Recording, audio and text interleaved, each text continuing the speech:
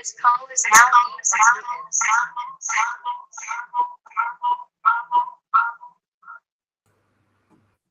तर तुमचा माईक चालू करा. हॅलो, हा येतोय सर, आवाज येतोय. आवाज येतो? हो सर, येतोय.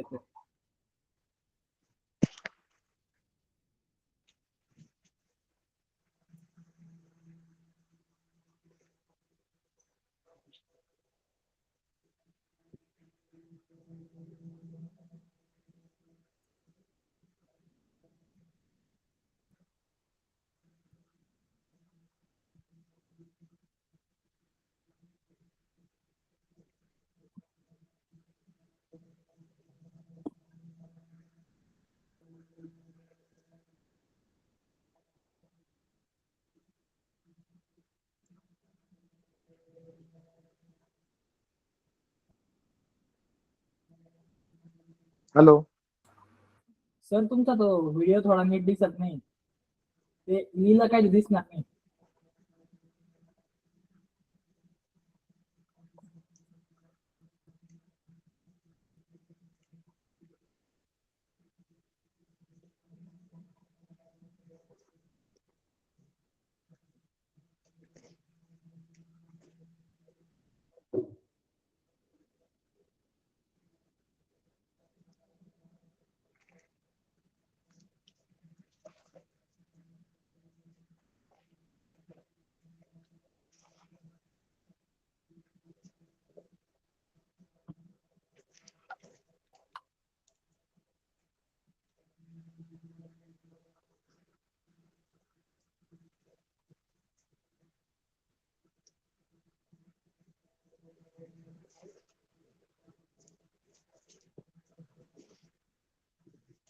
दिसतो का? सर, ब्लर दिसतोय व्हिडिओ सगळा. ब्लर? पुन्हा फळा ब्लर दिसतोय. जवळ करा थोडस असं.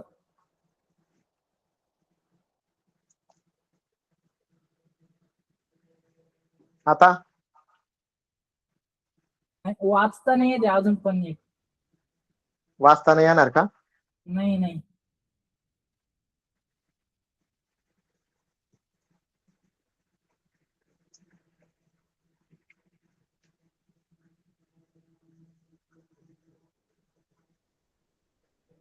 सर, कॅमेरा थोडा पुसून बघा बरं. परत जॉईन होऊ का? नाही, कॅमेरा पुसून बघा. कॅमेरा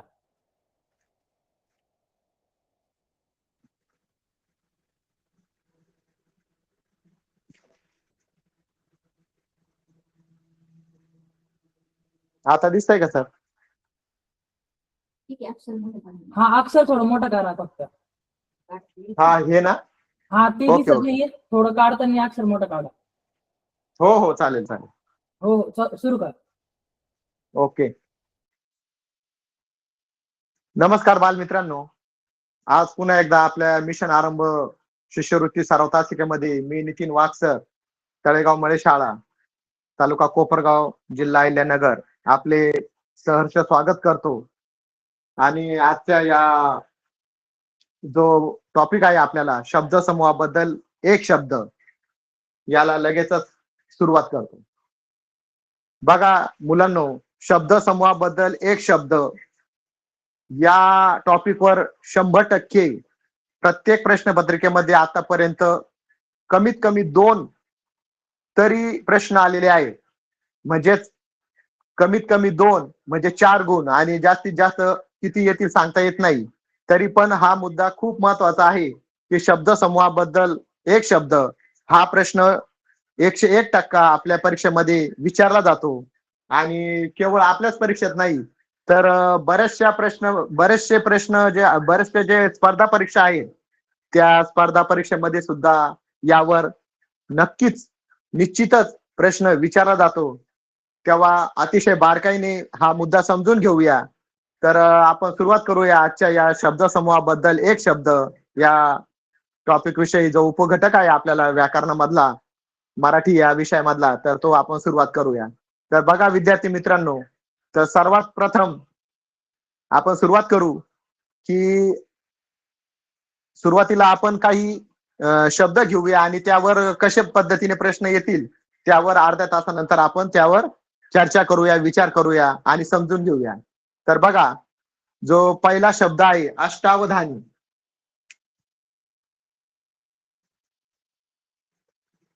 अष्टावधानी.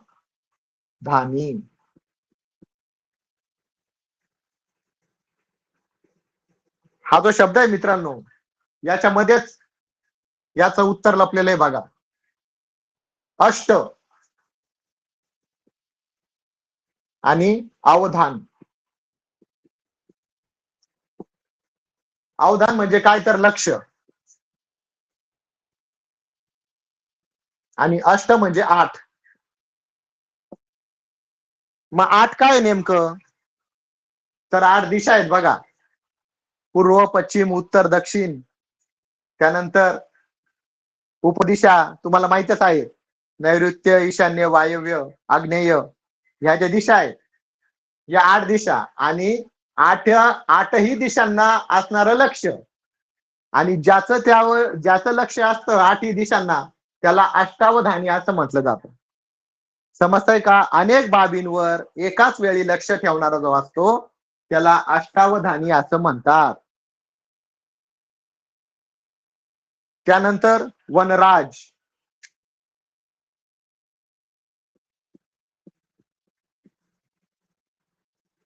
या शब्दात सुद्धा त्या शब्दाचा अर्थ लपलेला आहे बघा. वन म्हणजे जंगल, अरण्य, आणि राज म्हणजे जंगलाचा जो राजा आहे, जंगलावर जो राज्य करणारा आहे त्याला वनराज म्हणतात. अरण्याची वनस्त्री हा जो शब्द आहे, वनस्त्री, वनस्त्री. वन म्हणजे जंगल, वनाची शोभा वाढवणारा म्हणजे अरण्याची शोभा वाढवणारा जो आहे त्याला वनस्त्री म्हणतात. वनराज म्हणजे जंगलाचा राजा, त्याला वनराज म्हणतात. अष्टावधानी म्हणजे 8ही बाबीवर किंवा संपूर्ण बाबींवर लक्ष असणारा, लक्ष ठेवणारा, त्याला अष्टावधानी म्हणतात. पुढचा शब्द आहे बघा, अनपेक्षित. अनपेक्षित.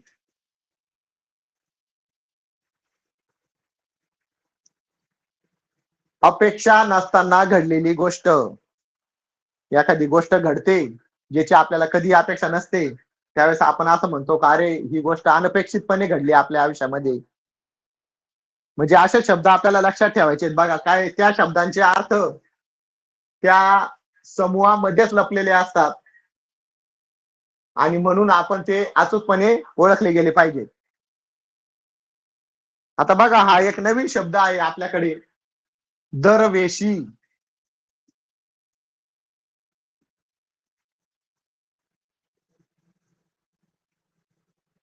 कोणता शब्द सांगितला मुलांनो? दरवेशी.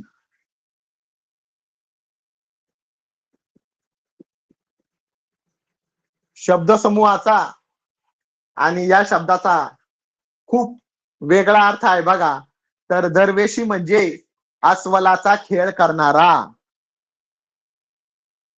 अस्वलाचा खेळ करणारा दरवेशी. माकडाचा खेळ करणारा मदारी. स्वच्छंदी.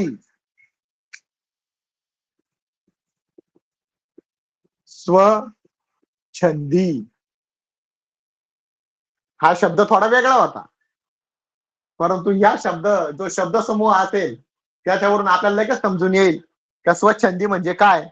तर स्व म्हणजे स्वतः, आणि छंदी स्वतःला जसं आवडेल तसं त्या पद्धतीने, म्हणजे आपल्या लहरीप्रमाणे वागणारा स्वच्छंदी, आपल्या मनाप्रमाणे वागणारा स्वच्छंदी.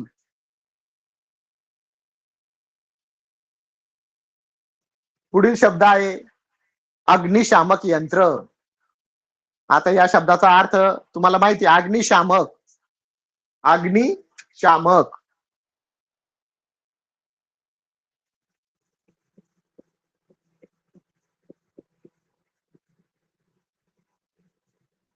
अग्नी आणि शामक म्हणजे विझवणारा. अग्नी म्हणजे आग, शामक म्हणजे विझवणारा. तर आग विझवणारे जे यंत्र असतं त्याला अग्निशामक यंत्र असे म्हटले जाते. त्यानंतर एक शब्द आहे बघा, वतन. वतन हा शब्द तुम्ही ऐकला असेल देशभक्ती गाण्यामध्ये, मेरा मुल्क मेरा देश मेरा ये वतन. परंतु पूर्वीच्या काळी म्हणजे शिवरायांच्या काळामध्ये इनाम म्हणून वंश परंपरागत मिळालेली जी जमीन असते त्याला वतन म्हटलं जायचं, वतने. जसं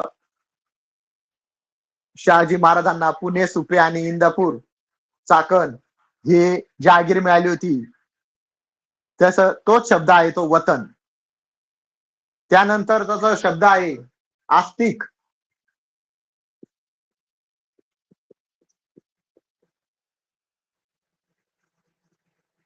काय अर्थ असेल बाळांनो या शब्दाचा? आस्तिक. आस्तिक म्हणजे ईश्वर आहे असं मानणारा. ईश्वर आहे असे मानणारा त्यांना आस्तिक म्हणायचं. आणि त्याच्या विरुद्धार्थी शब्द नास्तिक.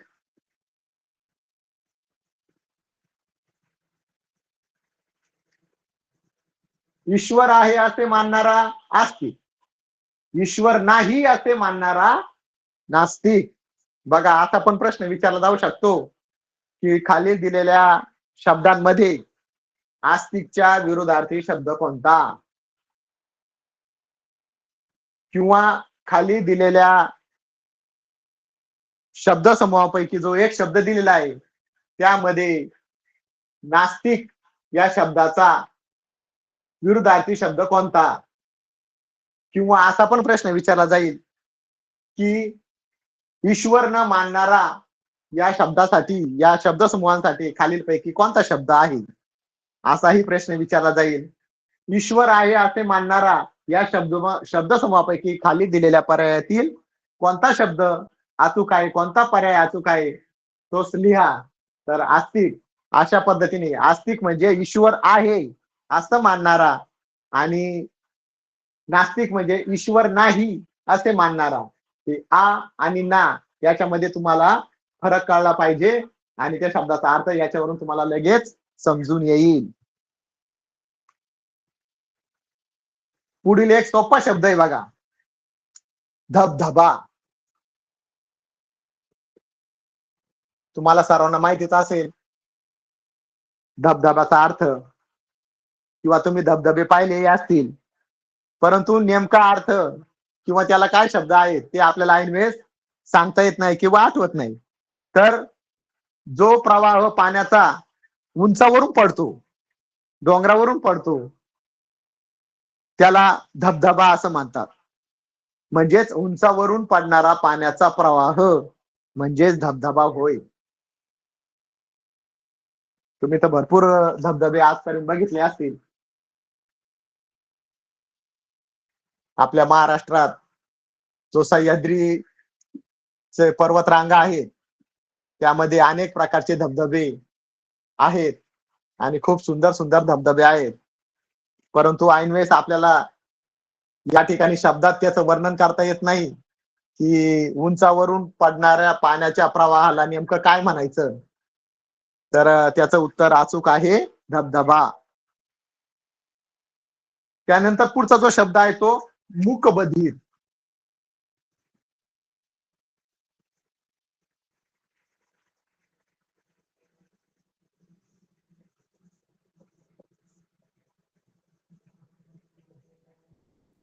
मूक म्हणजे मुका आणि बधीर म्हणजे कानाने ऐकू न येणारा.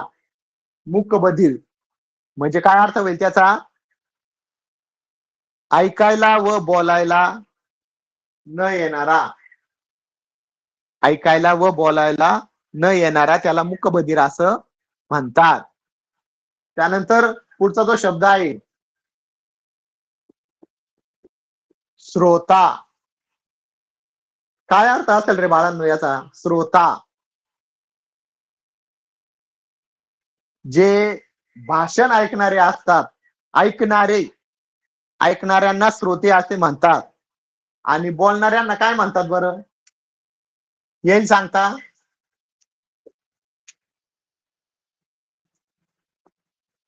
वक्ता. बोलणाऱ्यांना काय म्हणतात? भाषण करणाऱ्यांना वक्ता म्हणतात. आणि भाषण ऐकणाऱ्यांना श्रोता असे म्हणतात. पुढील शब्द आहे अंगचोर.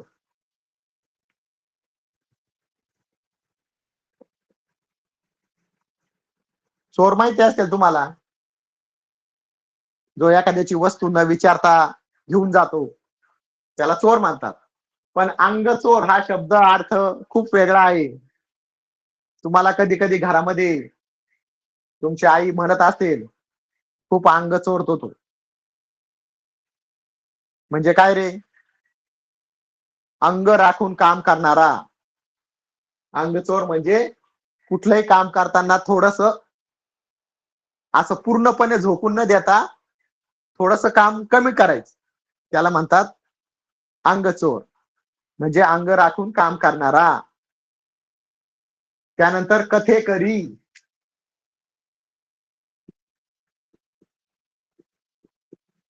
सोपा शब्द आहे. कथेकरी म्हणजे कथा सांगणारा.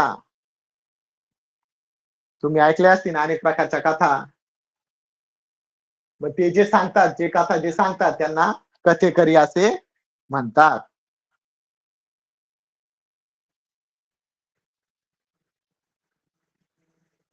आता कथाकार. कथाकार. कथेकरी आणि कथाकार. जो कथा सांगतो त्याला कथेकरी म्हणतात. आणि जो कथा लिहितो त्याला कथाकार म्हणतात. बघा, कथाकार आणि कथेकरी याच्यात फरक आहे. दोन्ही शब्द चांगले व्यवस्थित पाठ करून ठेवा, अनेक वेळा वाचा. कथेकरी म्हणजे कथा सांगणारा आणि कथाकार म्हणजे कथा लिहिणारा. त्याला कथा लेखक असं पण शब्द आहे, पण कथा लेखक हा शब्द थोडा सोपा आहे. त्यामुळे शक्यतो तुम्हाला या दोघांमध्येच सांगितलं जाईल, प्रश्न विचारला जाईल जरी विचारला या शब्दावर तर, की कथाकार म्हणजे खालील शब्द समूहापैकी योग्य पर्याय कोणता? तर कथा सांगणारा, कथा ऐकणारा, कथा लिहिणारा यापैकी नाही. असा जर प्रश्न आला तर कथाकार म्हणजे कथा लिहिणारा असं तुमचा अचूक पर्याय जो असेल तो पर्याय तुम्हाला रंगवावा लागेल. पुढील शब्द आहे घाला. हा शब्द नवीन असेल तुम्हाला. ज्यावेळेस तुम्हाला अतिशय अचानक एखादी गोष्ट किंवा एखादं संकट तुम्हाला माहित नसताना किंवा तुम्हाला कल्पना नसताना आलं तर त्याला घाला असं म्हणतात. येतंय का लक्षात? कल्पना नसताना आलेलं संकट म्हणजे घाला. घाला घालणे म्हणजे हे वाक्प्रचार होतं. पण घाला हा जो शब्दाचा अर्थ आहे की अचानक कल्पना नसताना आलेले संकट म्हणजे घाला. त्यानंतर पुढील शब्द आहे अजिंक्य.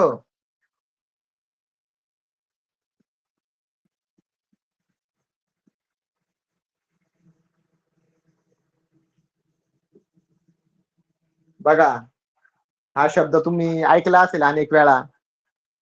आपल्या महाराष्ट्रातील एक किल्ला आहे जो समुद्रात आहे आणि तो कुणाला जिंकता आले नाही, कधीही जिंकता नाही आला. तो म्हणजे मुरुड जंजिरा. आणि तो अजिंक्य राहिला म्हणजे कधीही जिंकला न जाणारा, त्याला म्हणतात अजिंक्य.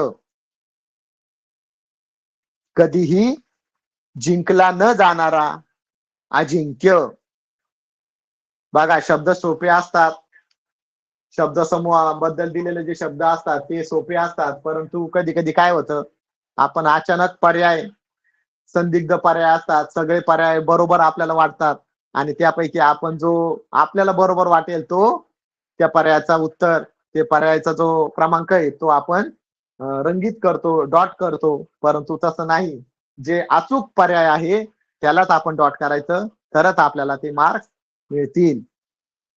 अजिंक्य शब्द तुम्ही ऐकला असेल बऱ्याच वेळा, इतिहासात आलेला आहे की शिवाजी महाराजांनी मुरुड या जंजिरा या किल्ल्यावर अनेक वेळा स्वारी केली, परंतु त्यांना तो किल्ला जिंकता आला नाही. संभाजी महाराजांनाही तो किल्ला जिंकता आला नाही. तो किल्ला कायमस्वरूपी अजिंक्य राहिला.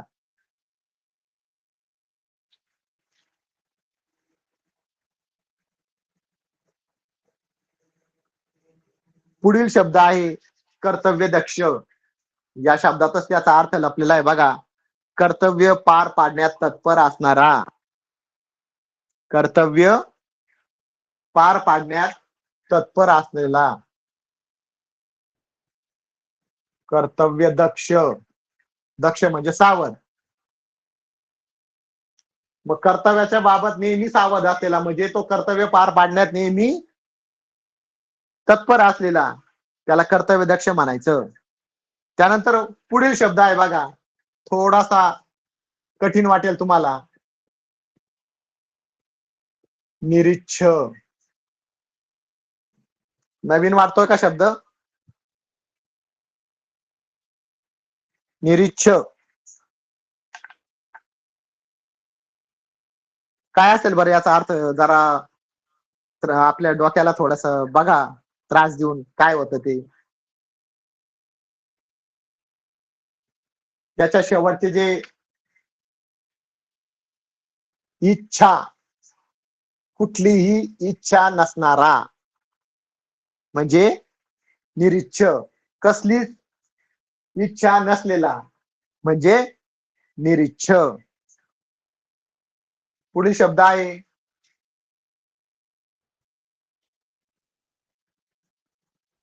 सोपे. सोपे शब्द आहेत, परंतु तुम्ही जर त्याचा अचूक अभ्यास केला, सराव केला, तरच त्याचे मार्क्स तुम्हाला मिळणार आहे.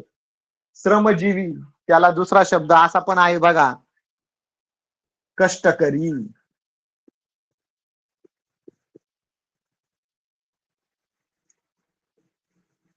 श्रमजीवी. श्रम म्हणजे कष्ट. कष्ट करून जीवन जगणारा, कष्ट करणारा. आणि श्रमजीवी सारखे शब्द आहे. आणि त्याच्यासाठी जो शब्द समूह आहे तो आहे की कष्ट करून जगणारा, श्रमांवर जगणारा, कष्ट करणारा. अशा पद्धतीने हे दोन्ही शब्दांसाठी सारखेच पर्याय येऊ शकतात. एकच शब्द तुम्हाला विचारला आहे, श्रमजीवी म्हणजे काय? श्रम म्हणजे कष्ट, हे लक्षात ठेवा. श्रम म्हणजे कष्ट, कष्टावर जीवन जगणारा म्हणजे श्रमजीवी.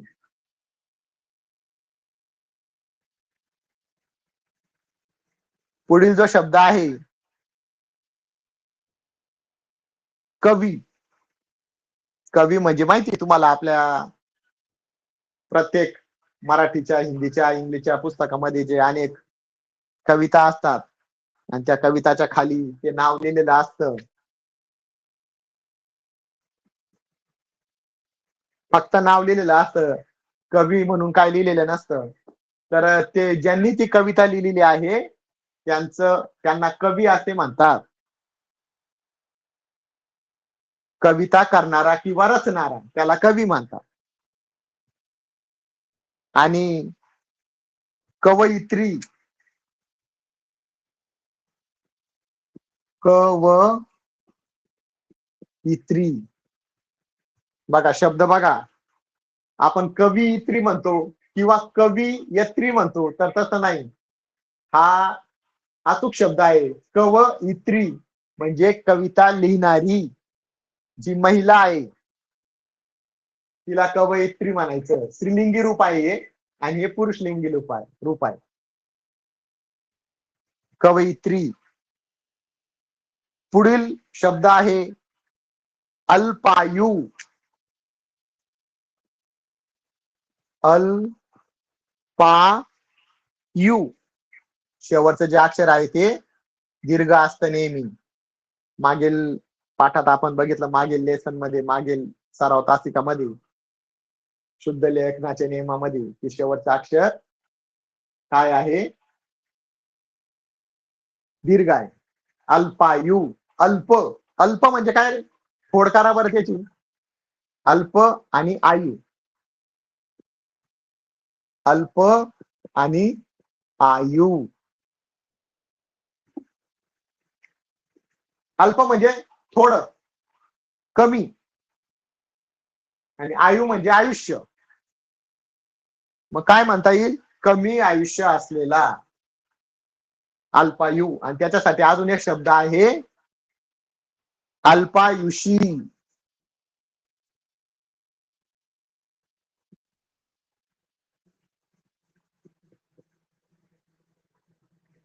अल्पायुषी. येतंय का लक्षात? कमी, ज्याचं आयु मर्यादा कमी असते त्याला अल्पायुषी म्हणतात, किंवा अल्पायू असं म्हणतात ज्यांना कमी वयात लवकर ज्यांचं निधन होतं त्यांना अल्पायू असं म्हणतात.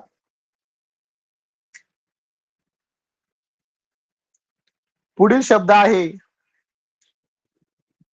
अल्पजीवी.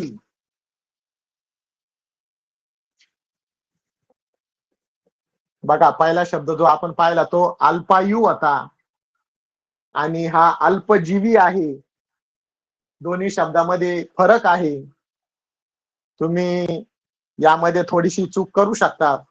अल्पायू याचा पण अर्थ असं वाटेल का अल्पजीवी, ज्याला जीवन कमी आहे तो अल्पजीवी म्हणजे अल्पायूच काय? तर नाही. त्याच्यासाठी अजून एक शब्द आहे क्षणभंगूर. कोणता शब्द आहे त्याला? क्षणभंगूर. कमी वेळ टिकणारा. क्षणात भंग पावणे म्हणजे अतिशय कमी वेळामध्ये काय होतं? तो नष्ट होतो. त्याला क्षणभंगूर म्हणतात किंवा अल्पजीवी असे म्हणतात. पुढील जो शब्द आहे कादंबरीकार. जो कादंबरी लिहितो तो कादंबरीकार. कादंबऱ्या माहित आहेत ना तुम्हाला? कादंबरीकार. जो कादंबरीचा लेखक असतो. अनेक प्रकारच्या कादंबऱ्या आहेत. श्रीमान योगी, छावा, अण्णाभाऊ साठेंच्या कादंबऱ्या आहेत. फकीरा नावाची छान कादंबरी त्यांनी लिहिलेली आहे. म्हणजे ज्यांनी कादंबरी लिहिली त्यांना कादंबरीकार असं म्हणतात. जर महिलांनी लिहिलेली असेल तरी सुद्धा कादंबरीकार असंच म्हणतात, आणि पुरुषांनी कादंबरी लिहिली असेल तरी सुद्धा कादंबरीकार असंच म्हणतात. स्त्री आणि पुरुषांसाठी हा एकच शब्द आहे, हे लक्षात ठेवा. जर तुम्हाला एखादा प्रश्न असा आला की ही कादंबरी ह्या लेखिकेने लिहिलेली आहे, तर खालीलपैकी कोणता शब्द तुम्ही पर्यायातून निवडाल? तर तिथं कादंबरीकारी किंवा कारीन असं सुद्धा असेल तर नाही, ते चूक. तर कादंबरीकार हाच शब्द पुरुषलिंगी आणि स्त्रीलिंगीसाठी वापरला जातो, हे लक्षात ठेवा.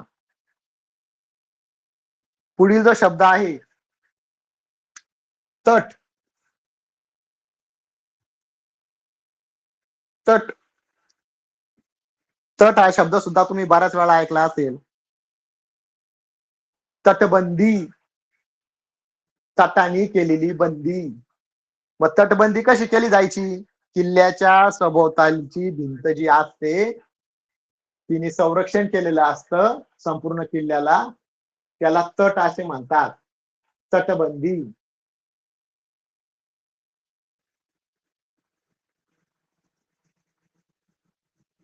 त्यानंतर हौद. हा शब्द खूप महत्वाचा आहे. हौद. हौदला दुसरा शब्द आखाडा.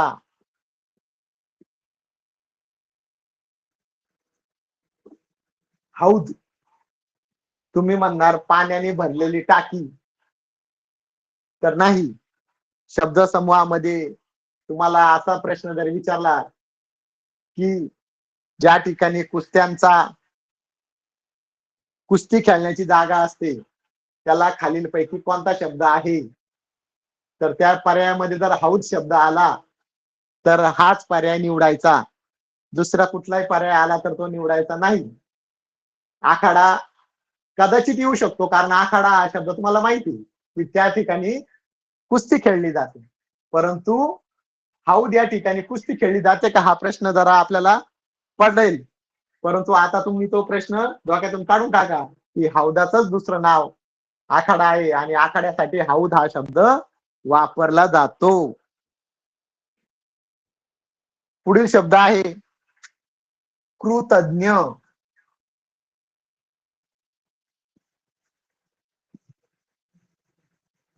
या शब्दावर 100% प्रश्न विचारलेला आहे बऱ्याच प्रश्नपत्रिकेमध्ये, आणि पुढे पण विचारला जाईल. कृतज्ञ, कृतज्ञ म्हणजे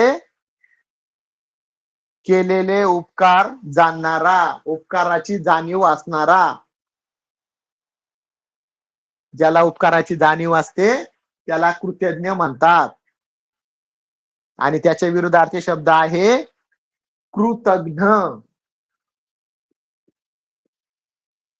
कृतघ्न उपकाराची जाणीव नसणारा, उपकाराची जाणीव असणारा, उपकाराची जाणीव नसणारा. बघा, शब्द फक्त एकच शब्द चेंज आहे, एकच अक्षर चेंज आहे, बदललेला आहे, तरी सुद्धा त्याचा अर्थ बदललेला आहे. आणि तो आपण लक्षात ठेवायचा. या दोन शब्दावर प्रश्न विचारलाच जातो, हमखास विचारला जातो. अनेक प्रश्न पत्रिकांमध्ये हे प्रश्न आलेले आहेत बघा.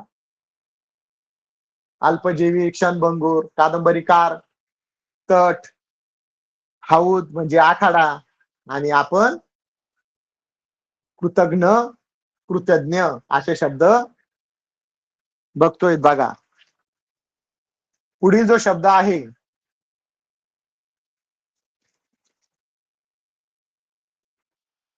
तो म्हणजे कारागृह.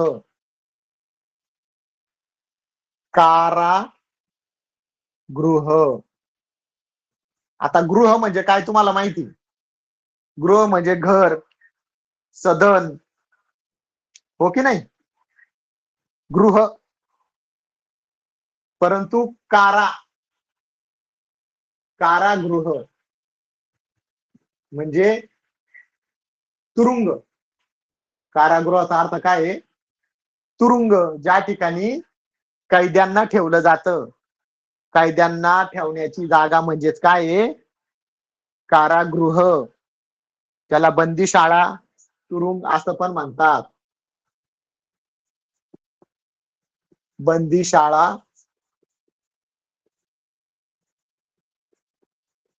तुरुंग.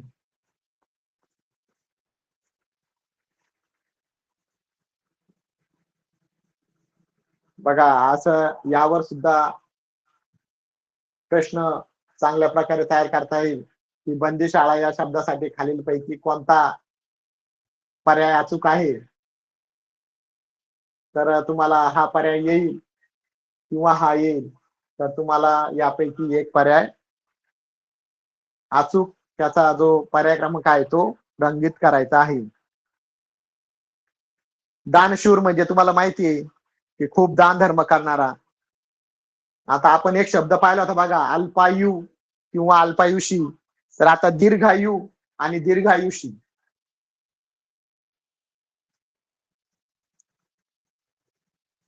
दीर्घायू आणि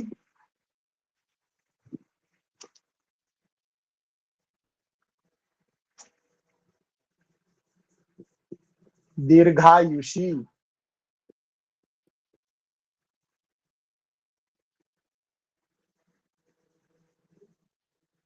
अल्पायू म्हणजे कमी आयुष्य असलेला, आणि दीर्घायू म्हणजे जास्त आयुष्य असलेला.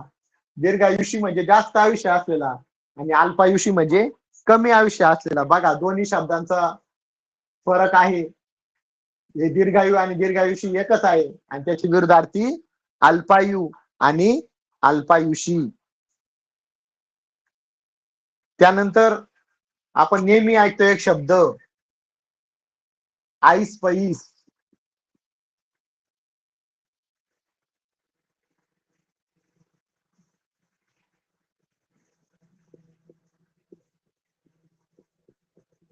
विस्तीर्ण.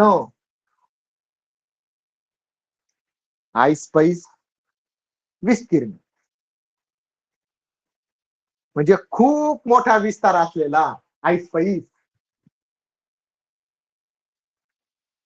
विस्तीर्ण, खूप मोठा वाडा, खूप विस्तीर्ण वाडा, ऐस पैस वाडा. वाडे खूप मोठे असतात. त्यानंतर अतिवृष्टी. अतिवृष्टी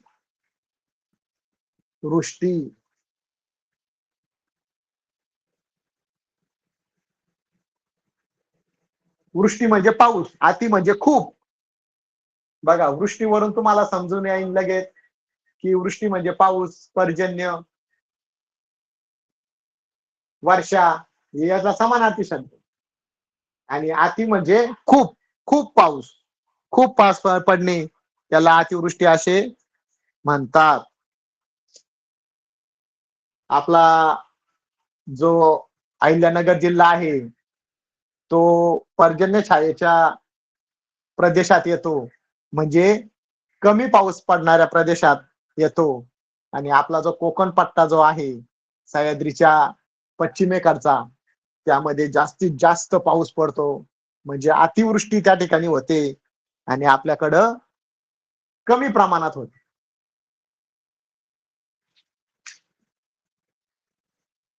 म्हणजे अतिवृष्टी म्हणजे कळले तुम्हाला. त्यानंतर पुढील जो शब्द आहे गोग्रास.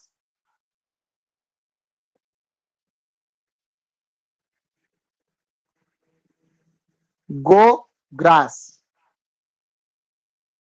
आता तुम्हाला माहितीये का बाळांनो, गो म्हणजे काय? इंग्लिश शब्द नाही. गो म्हणजे दाणे आणि ग्रास म्हणजे चारा, बरोबर. पण इथं मराठीमध्ये ग्रास आणि गो, गो म्हणजे गाय, गायीसाठी असलेला घास, गायीसाठी काढून ठेवलेला घास, त्याला गोग्रास म्हणतात.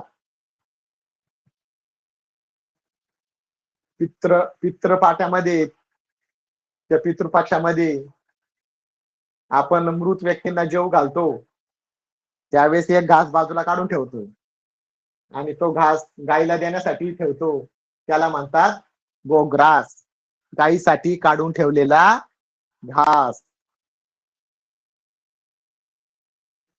वावटळ. वावटळ. उन्हाळ्यामध्ये जास्तीत जास्त वावटळी येतात बघा. गोलाकार फिरणारा सोसाट्याचा वारा. चक्रीवादळ. छोटे छोटे भवरे पण तयार होतात त्या ठिकाणी, आणि आपण घाबरून घरात बसतो किंवा आनंद कधी कधी बघतो ते कशा पद्धतीने वारा गोल गोल फिरतोय, तर त्याला वावटळ असे म्हणतात. त्यानंतर पुढील शब्द आहे पागा.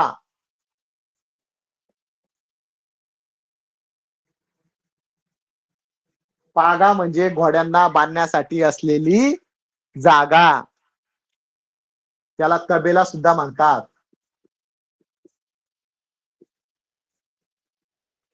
पागा. त्यानंतर जसं आपण कथाकार हा शब्द बघितला, त्याच पद्धतीने पुढील शब्द आहे चरित्रकार.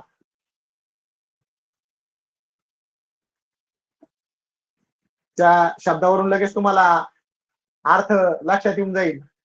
चरित्र लिहिणारा, जसं कादंबरीकार, कथाकार, कथेकरी म्हणजे कथा सांगणारा, आणि कथाकार म्हणजे कथा लिहिणारा. तसंच कादंबरीकार म्हणजे कादंबरी लिहिणारा किंवा लिहिणारी. तसंच चरित्रकार सुद्धा चरित्र लिहिणारा किंवा लिहिणारी. चरित्रकार. चौक. पुढील शब्द आहे बघा, चौक. चौक म्हणजे काय रे? ज्या ठिकाणी चार रस्ते एकत्र येतात त्याला चौक असे म्हणतात. इकडून एक रस्ता, इकडून एक रस्ता, इकडून एक रस्ता, इकडून एक रस्ता. मग या ठिकाणी जे सर्कल तयार होतं, जो गोलाकार तयार होतो किंवा जे जागा असते ही, त्याला चौक असे म्हणतात. चार बाजूनी चार दिशांनी येणारे रस्ते ज्या ठिकाणी एकत्र येतात त्याला चौक असे म्हणतात. चार रस्ते एकत्र येतात ती जागा म्हणजेच चौक, किंवा त्याला चव्हाटा असेही म्हणतात. बघा, जे दुसरे जे शब्द आहेत त्याला समानार्थी किंवा त्यासाठीच वापरले जाणारे ते शब्द सुद्धा खूप महत्वाचे आहेत. लक्षात ठेवा, कारण त्या शब्दावर सुद्धा अनेक प्रकारचे तुम्हाला प्रश्न विचारले जातील. याचं सतत वाचन करत चला, सतत सराव करत चला. सोपा हा जो टॉपिक आहे सोपा आहे, आणि त्याचं उत्तर कधी कधी त्या शब्दांमध्येच असतं. त्यामुळे तो शब्द अनेक वेळा आपल्या नजरेखालून घ्यायचा, आणि त्यामुळे तुम्हाला त्याचा सराव झाला की तुम्हाला त्याचा अचूक पर्याय नक्की निवडता येईल. पुढील शब्द आहे शुद्ध पक्ष. शुद्ध पक्ष.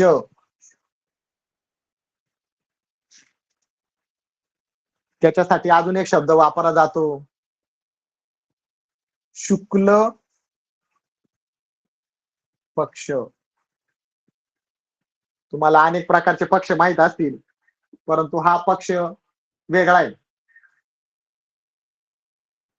हा पक्ष म्हणजे पाक्षिक. आणि पाक्षिक म्हणजे काय माहितीये का तुम्हाला? कोण सांगतं बरं पाक्षिक या शब्दाचा अर्थ काय? पाक्षिक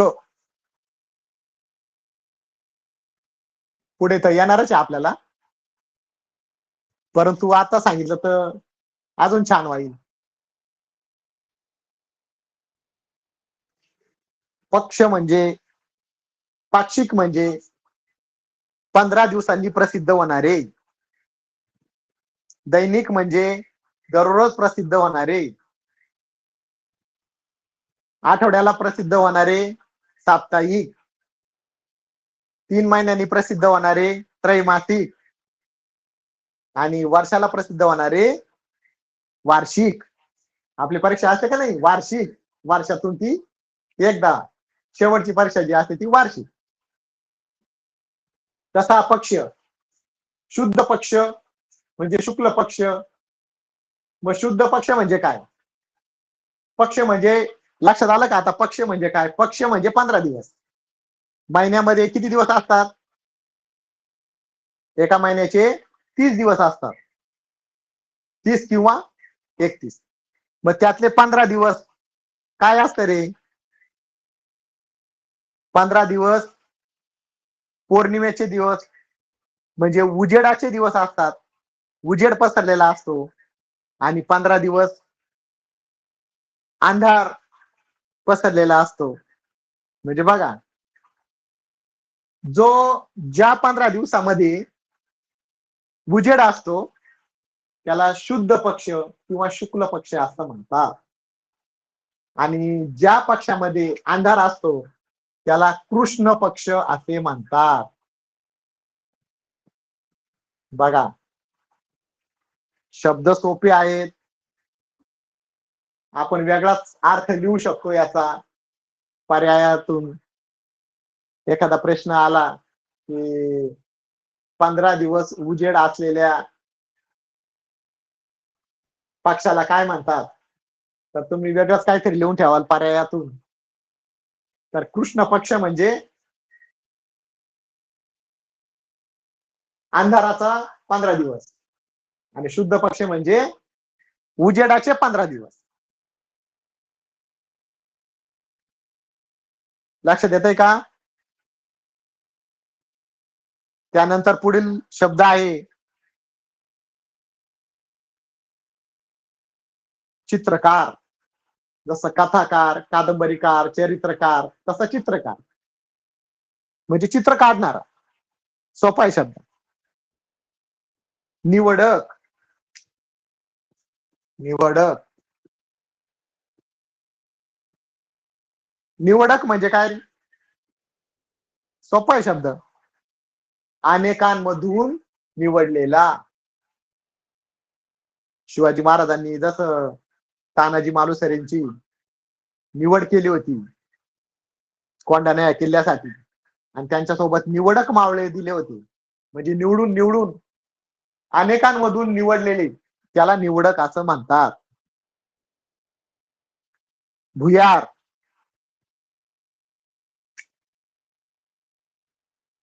भुयार.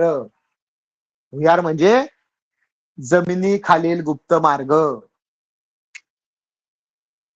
जमिनीखालील गुप्त मार्ग.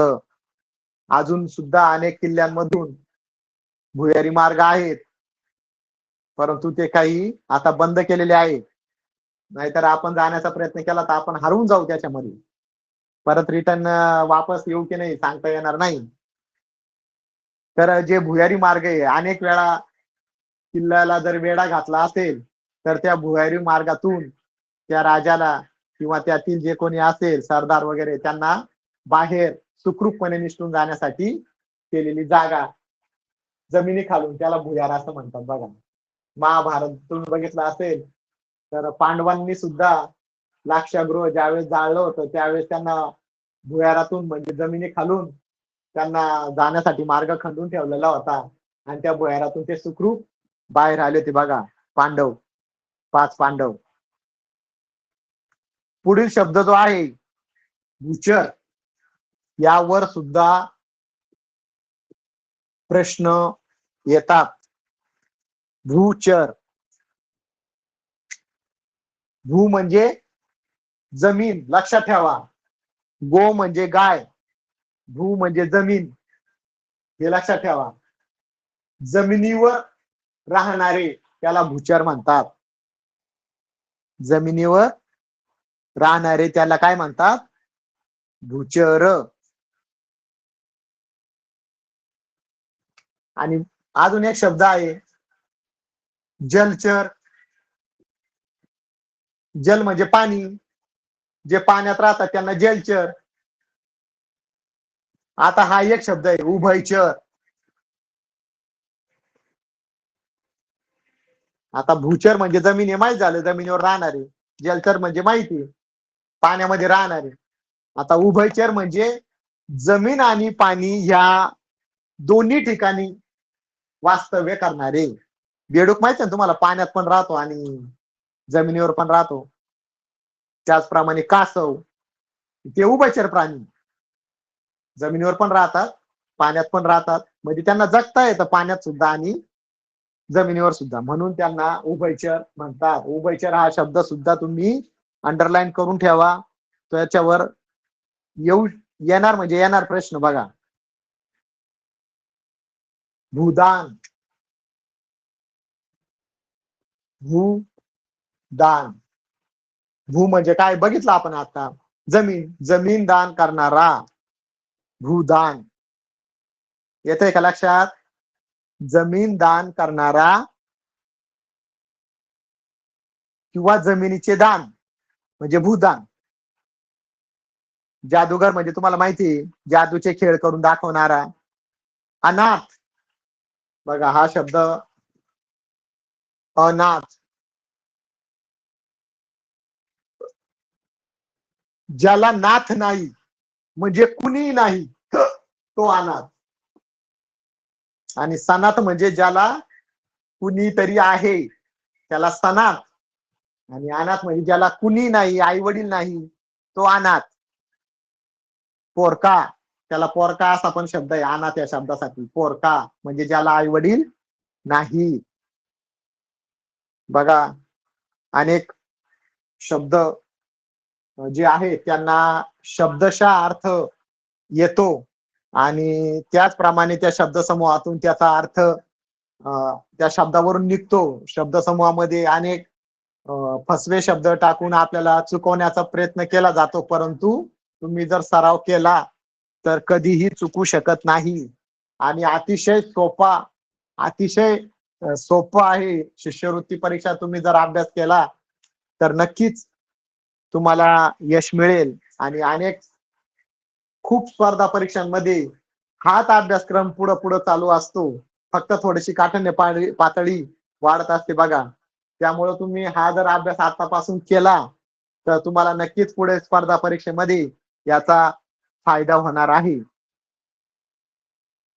त्यानंतर आपण बोलताना एक 2-4 शब्द घेतले होते. दैनिक, साप्ताहिक, पाक्षिक, वार्षिक.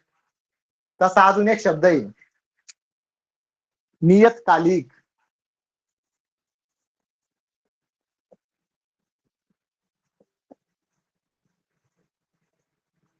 कोणता शब्द आहे? नियतकालिक. म्हणजे काय रे बाळांनो? आता आपण दैनिक बघितलं. दैनिक म्हणजे दररोज प्रसिद्ध होणारे वर्तमानपत्र. माहिती तुम्हाला? पेपर येतो आपल्याकडं, लोकसत्ता, लोकमत, सार्वमत, महाराष्ट्र टाइम्स. भरपूर पेपर्स आहेत. आणि त्यापैकी आपल्याकडे आपल्या घरी एखादा येत असेल, आपण वाचत असाल, पेपर वाचून चांगली गोष्ट आहे, पण तो दररोज येतो म्हणून त्याला दैनिक म्हणतात. काय म्हणतात त्याला? दैनिक. त्यानंतर 7 दिवसांनी येणारा साप्ताहिक. त्यानंतर 15 दिवसांनी येणारा, आठवतं का काय सांगितलं होतं? 15 दिवसांनी प्रसिद्ध होणार.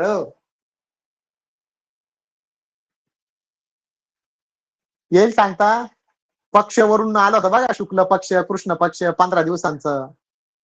तर 15 दिवसांनी जे प्रसिद्ध होतं त्याला पाक्षिक. काय म्हणतात? पाक्षिक. 3 महिन्यांनी जे प्रसिद्ध होतं, महिन्याने जे प्रसिद्ध होतं त्याला मासिक. बघा शब्द बघा कसे वाढत चालले. 1 महिन्यानी जे प्रसिद्ध होतं, 30 दिवसांनी जे प्रसिद्ध होतं, असा पण प्रश्न विचारला जाईल का 30 दिवसांनी प्रसिद्ध होणाऱ्या खालीलपैकी शब्द कोणता? याच्यापैकी एक दिला तर मासिक हा शब्द त्याचा अचूक पर्याय आहे. त्यानंतर त्रैमासिक म्हणजे 3 महिन्यांनी. त्यानंतर वार्षिक.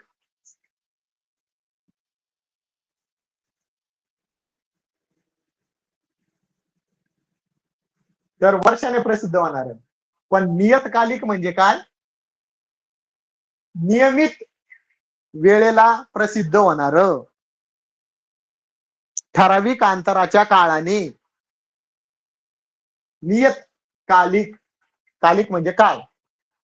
ठराविक अंतराने प्रसिद्ध होणारे, ठराविक अंतराच्या किंवा ठराविक काळाच्या अंतराने प्रसिद्ध होणारे म्हणजे नियतकालिक.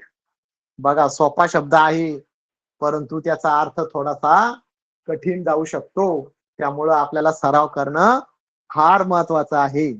नियतकालिक. त्यानंतर पुढचा जो शब्द आहे, हे सगळे शब्द लिहून घ्या, फार महत्वाचे आहेत. त्याचे अर्थ तुम्हाला कळले असतील. दैनिक म्हणजे दररोज, साप्ताहिक म्हणजे 7 दिवसांनी म्हणजे आठवड्याने, पाक्षिक म्हणजे 15 दिवसांनी, मासिक म्हणजे दर महिन्याला, प्रत्येक महिन्याला बरं का. मासिक म्हणजे प्रत्येक महिन्याला, त्रैमासिक म्हणजे प्रत्येक 3 महिन्याला, वार्षिक म्हणजे प्रत्येक वर्षी. नियतकालिक म्हणजे ठराविक काळाच्या अंतराने प्रसिद्ध होणारे. शब्दांचा अर्थ लक्षात राहिला की आपले पर्याय अचूक येतील आणि त्यासाठी आपल्याला नेहमीच वाचन करणं गरजेचं आहे. खूप महत्वाचं आहे. वेगवेगळ्या प्रकारचे प्रश्न येतात. अजून भरपूर शब्द आहेत. तर मला असं वाटतं का आपण थोडस प्रश्नांवर जाऊया. प्रश्न कशा पद्धतीने येतात.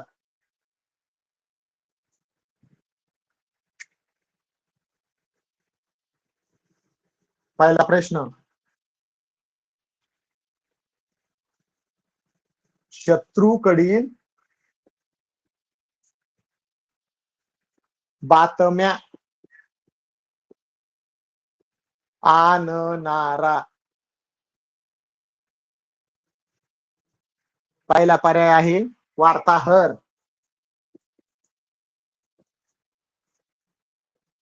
दुसरा आहे बातमीदार.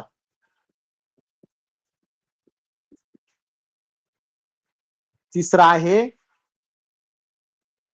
निवेदक आणि चौथा आहे हेर. शत्रूकडील बातम्या आणणारा. बघा महत्वाचा शब्द आहे शत्रूकडील.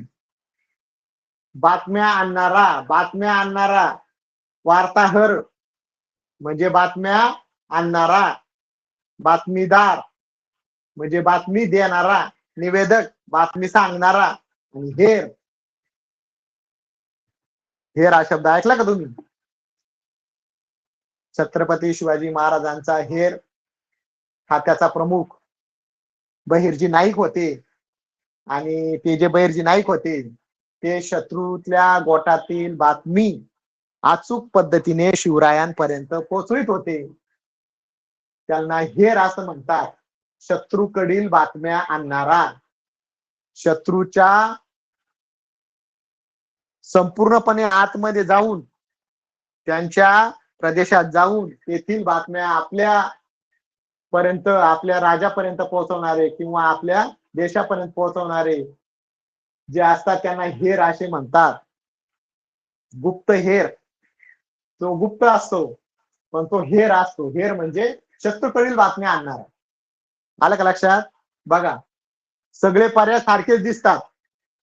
कारण वार्ताहर म्हणजे बातम्या आणणारा, बातमीदार म्हणजे बातम्या देणारा, निवेदक म्हणजे बातम्या सांगणारा, हेर म्हणजे बातमी पोहोचवणारा.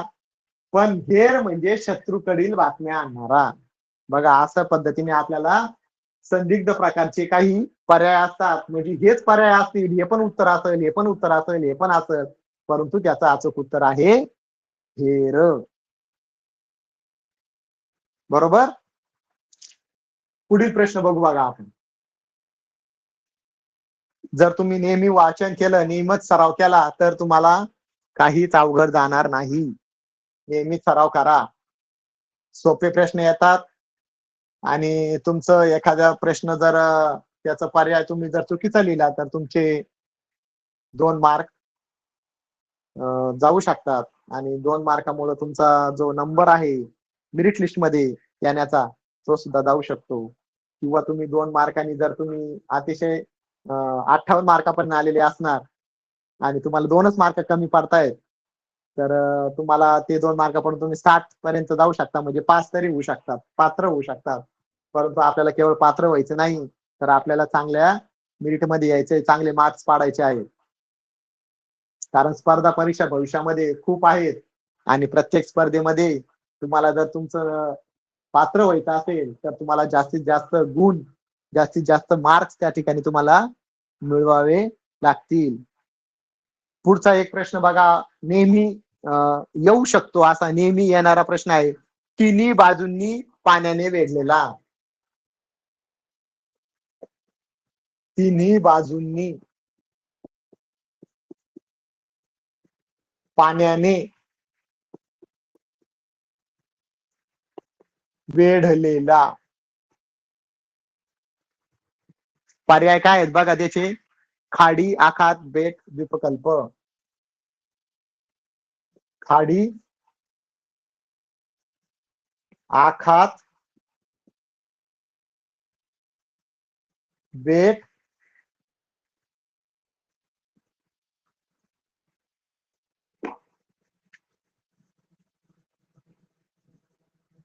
द्वीपकल्प.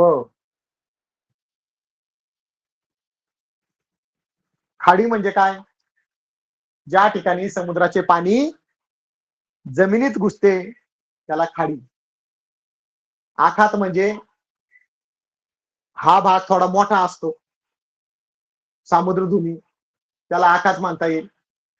बेट म्हणजे समुद्रामध्ये असलेला जमिनीचा भाग. आणि द्वीपकल्प म्हणजे तिन्ही बाजूनी पाण्याने वेढलेला. आपला भारताचा नकाशा माहिती ना खालचा, इकडून अरबी समुद्र, इकडून हिंदी महासागर, सॉरी कोणता, इकडं बंगालचा उपसागर, आणि या ठिकाणी हिंदी महासागर. बरोबर आहे का? तर हे जो भाग आहे निमुळता होत गेलेला, हा द्वीपकल्प म्हणून आहे. तिन्ही बाजूनी पाण्याने वेढलेला. आपला तिन्ही बाजूनी पाण्याने वेढलेला आहे की नाही? पश्चिमेकडून अरबी समुद्र, पूर्वेकडून बंगालचा उपसागर, आणि दक्षिणेकडं हिंदी महासागर. आणि उत्तरेला काय आहे रे तर विचारतो मी, उत्तरेला हिमालय पर्वत आहे. बघा, अशा प्रकारे आपल्याला अनेक प्रश्न विचारले जातात. प्रश्नांमध्ये अनेक प्रकारचे फसवे पर्याय असतात आणि एक अचूक असतो, आणि त्यातला अचूक पर्याय आपल्याला निवडायचा असतो. शब्दसमूहाबद्दल एक शब्द, हा जो भाग आपण बघितला त्यामध्ये अनेक शब्द आज आपण बघितले आणि बरेच राहिलेले आहेत. ते शब्दांचा तुम्ही घरी भरपूर सराव करायचा. काही अडचण नाही, खूप सोपे आहेत, लक्षात ठेवण्यासारखे आहेत. आणि ते त्याचा जर तुम्ही सराव केला तर तुम्ही नक्कीच यावर जे कमीत कमी 2 प्रश्न येतात, आणि केवळ आपल्या शिष्यवृत्तीमध्येच नाही तर अनेक स्पर्धा परीक्षांमध्ये शब्दसमूहाबद्दल एक शब्द हा प्रश्न विचारला जातो. आणि त्यावर तुम्ही अशा पद्धतीने जर चांगला अभ्यास केला तर तुमचे ते मार्क्स नक्कीच तुम्हाला मिळतील.